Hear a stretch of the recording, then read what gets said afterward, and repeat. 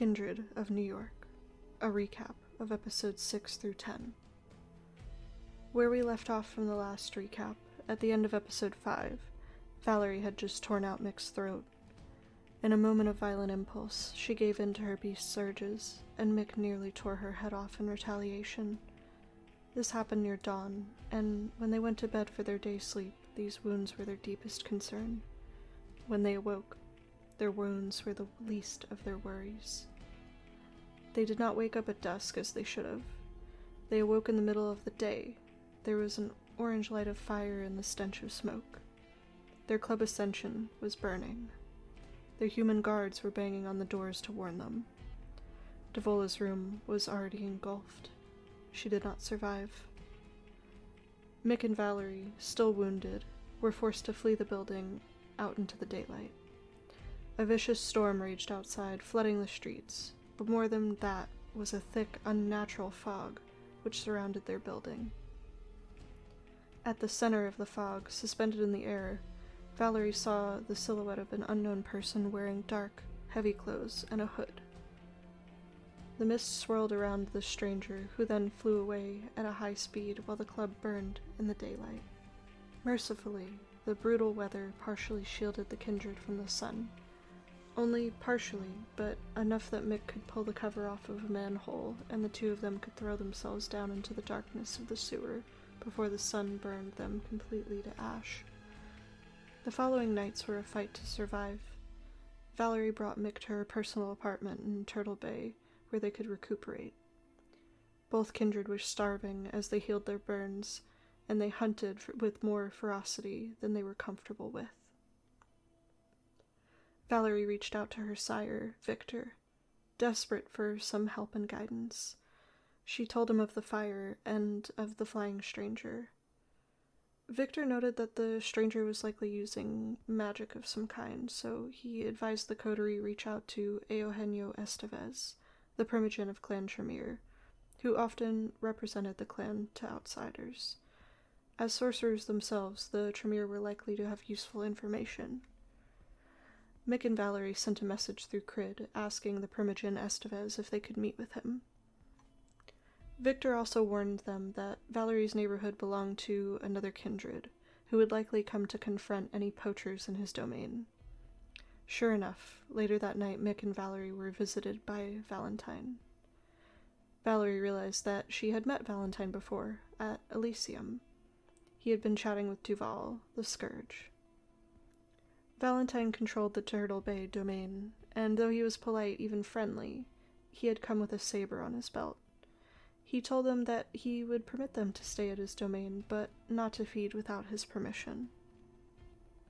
To repay the hunting they had already done, Valentine asked Valerie to join him as his date to a party he was attending in a few nights. Valerie agreed, though Mick was suspicious. In the nights leading up to the party, both Mick and Valerie had some things to attend to. Valerie wanted to have a private conversation with Victor. She intended to confront him concerning his absence and to appeal to him for more help as her sire. However, it didn't go as she expected.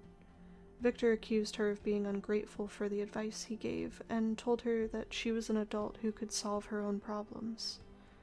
By the time he left, Valerie felt more isolated in the presence of her sire than she did when she was alone. Meanwhile, Mick wanted to expand his abilities. He cut a deal with Crid and the Nosferatu that he would do a job for them in return for a lesson in animalism, the vampiric discipline that allowed the manipulation of animals. Mick's task was to go to a certain spot in Brighton Beach, a Russian neighborhood in Brooklyn, and steal a laptop from a bike courier. Using his supernatural strength and speed, Mick made short work of the task. He turned in the laptop and earned his reward. To learn the discipline, Mick took a sip of Crid's blood and then drank a live wolf until it expired, and by the wolf's blood he was set on the path of animalism. When the night of the soiree came, Valentine escorted Valerie to the penthouse of the village gate, an impressive skyscraper overlooking Greenwich Village. There, she got a taste of Kindred high society, many pretty faces with daggers in their smiles. This party was hosted by the Toreador Primogen, Thomas Arturo, who had designed and owned the Village Gate building. Eugenio Estevez was there, though he apparently had ignored the coteries' request to meet him, as he didn't even recognize Valerie's name. Maz, the Herald, was there, as well as Carter van der Weyden, the Malkavian Primogen Valerie had met at Elysium. Perhaps most worryingly, however, was Davola's sire, Elizabeth, who was there as Thomas Arturo's date. Valerie learned many useful things. Arturo, Estevez, Maz, and Valentine together were friends, and represented the most influential kindred socialites in New York, though some more than others. She also realized that Valentine had brought her to this party specifically to insult Carter van der Weyden by taking a member of Clan Malkavian as his date. Van der Weyden apparently was not in the good graces of the social elite. During this party, Elizabeth confronted Valerie about Davola's death, subtly blaming her and Mick for the fire at the club. Elizabeth asserted that she would be reclaiming the domain for herself, now that the child she had gifted it to was gone. Valerie retaliated by employing her gift of dementation, inflicting supernatural mental distress on Elizabeth until she left the party. Eventually Valentine left, bringing Valerie with him. On the drive back, she managed to get some more information out of him. Apparently, Carter van der Weyden and Victor were rivals, though van der Weyden was more successful of the two, and Victor resented him for it. She also learned that not only was van der Weyden a trusted advisor to Prince Penard, but before she was the prince, he had attempted to claim the throne for himself. He failed because he was too boring, or so Valentine claimed. While Valerie was at this party, Mick had a busy night himself. First, he went out hunting, and as he did his work, he was approached by his own sire, Gareth. Gareth asked Mick about the fire, and from there he asked about Maxwell Fry and Emily. It seemed that Gareth had information he didn't readily divulge. He did say that Emily was important to somebody in the Anarch movement, but he didn't say who. Gareth warned Mick that he'd upset someone by bringing Emily to the Camarilla. Afterwards, Mick visited his old neighborhood, where his family still lived. It was something he did on occasion, to watch over his family home. This time, however, his nostalgia was interrupted by a scream. He followed the sound to find a thin blood feeding on a mortal. When the thin blood ran, Mick caught her and assured her that he wouldn't hurt her. After a few questions, he learned her name was Janet, and that she had been struggling to survive on her own. Wanting to save her, Mick brought her back to Valerie's apartment. Valerie was furious when she returned to find Janet in her home, and she chastised Mick, but he convinced her to let Janet stay through the day.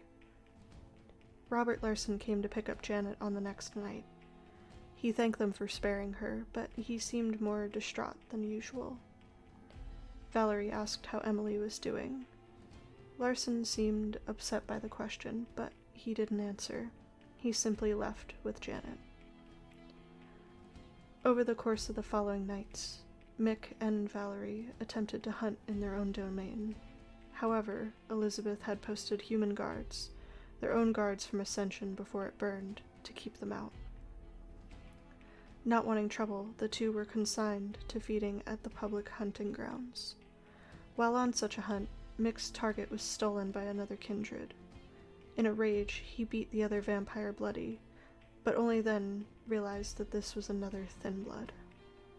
Feeling guilty for assaulting him, Mick brought the young man to Valerie's apartment. Once again, Valerie was furious. This was the second thin blood stray that Mick had brought back to the apartment in only a few nights. It became clear that something was happening to cause all these thin bloods to appear in the city. Hoping to get some answers, Valerie interrogated the young man, who was called Dominic. Dominic could only say that he had been struggling to survive the past few weeks. When asked about the moment he was turned, he said that he could only remember shadows, which seemed to reach out and grab him, and that he couldn't breathe. At that point, there was a knock at the door. Valerie checked and saw a man she didn't recognize. When she tried to tell him to leave, he forced his way in, and 2 other individuals came in from the sides. They were Thinbloods, marked with a tattoo on each of their chests depicting 2 stylized fangs, one sharp and one dull. A fight immediately broke out. Mick tried to talk them down, said that he was on their side, but they refused to listen. Valerie just tried to run, but she was grabbed and subdued. Throughout the fight, these Thinbloods drank from small vials, which seemed to grant them strange abilities, such as producing a casting fog or sweating acid that burned at a touch. Valerie started to panic. Her Malkavian derangement showed itself, and she was overwhelmed by Victor's voice in her head, while one of the Thinbloods held her. Mick fought with another, wrestling him to the ground and falling into a monstrous rage. The 3rd Thinblood went to take Dominic, saying that he was there to help, and that Dominic had to join him and the other Thinbloods. Meanwhile, the one holding Valerie spoke into her ear that she and Mick had brought this upon themselves by upsetting Jake, a name she had not heard since Maxwell Fry mentioned it in Emily's apartment several nights earlier. Mick and Valerie were rescued by Valentine, who came with his saber to defend his domain. With immense skill, he decapitated 2 of the assailants. Mick beat the 3rd until he was unconscious, and Valerie crumpled to the floor. Before anyone could stop him, Valentine casually and mercilessly killed Dominic as well. In the aftermath of the attack, Valentine called some ghouls to clean the mess, and the Thinblood, which hadn't been slain, was taken into custody. With their haven wrecked and exposed, Valentine invited Mick and Valerie to stay in a pair of luxury rooms he kept at the Waldorf Hotel. The coterie accepted, and they recovered there from the attack. The next night, Mick fruitlessly attempted to dislodge Elizabeth's guards from their domain while Valerie hunted. He killed one, but others fought him off, and he and Valerie had to quickly flee the area. On the way back, 2 kindred approached them. Mick knew one. His name was Tayshawn, and not only was he an anarch, but he was Mick's great-grandsire. Along with Tayshawn was a Malkavian named Adelaide. Tayshawn asked Mick about his recent problems, specifically about Jake. He told Mick he might be able to help him with that problem, to deal with Jake, if Mick was willing to help him deal with his own problem. Tayshawn didn't specify who his target was. Mick said he would be open to such a deal, but didn't outright agree. Tayshawn promised to work out the details and get back to Mick when the opportunity arose. Meanwhile, Adelaide took great interest in Valerie. Adelaide behaved in a floaty, slightly unhinged manner, holding Valerie's hand and affectionately referring to her as her Malkavian cousin. She told Valerie that she would always be there if she needed her. Tayshawn seemed annoyed that Adelaide was interrupting his business with Mick, but when Adelaide insisted that she speak with Valerie, Tayshawn stopped protesting. The 2 pairs of kindred split, and our coterie returned to the Waldorf to sleep through the day. The next night, Mick and Valerie were standing in the hallway outside their rooms, discussing how they'd best spend the night. A voice interrupted them, a low voice they didn't recognize, from a kindred they couldn't see standing just next to them. "You'll have to cancel those plans," the voice said. And that's where we left our coterie, after several nights that were truly, terribly eventful. An unseen stranger now demanded their time. Who this stranger is and what they want remains to be seen.